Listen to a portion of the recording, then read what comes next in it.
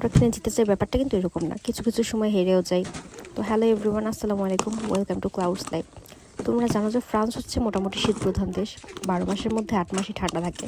তো বাকি 8 মাস, এই 8 মাসটার মধ্যে হচ্ছে আমাদের হিটারটা মাস্ট প্রয়োজন হয়, কারণ হিটার ছাড়া থাকা সম্ভব নয় রুমের মধ্যে। আর রুমের বাইরে গেলে তো জ্যাকেট মাস্ট বি। তো আমার বাসার মধ্যে হিটার ছিল, বাট হচ্ছে আরেকটা ছোটো হিটার প্রয়োজন ছিল, যেটা হচ্ছে বেডরুমের জন্য। তো আমার হাজব্যান্ড এই হিটারটা নিয়ে এসেছে, বাট হিটারটা কোয়ালিটি খুব ভালো, কোয়ালিটি সম্পূর্ণ A1। হিটারটা এত সুন্দর, সাইজও পারফেক্ট, সব কিছু ঠিক আছে। তো আমি হিটারটা পাওয়ার সাথে সাথে আনবক্সিং করছিলাম, দেন হচ্ছে হিটারের যে নিচের হুইলসগুলো সেট আপ করছিলাম, সব কিছু সেট আপ করা শেষ।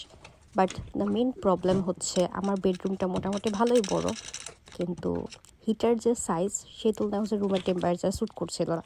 তো হিটারটা সারাদিন আমি অন করে রাখলো, রুমটা গরম হচ্ছিল না, বাট হিটার গরম হচ্ছিল। তো সাইজ অনুযায়ী ছোটো হওয়াতে হিটারটা আমার জন্য কাজের না। তো এটা কিনে আমি ঠকে গিয়েছি।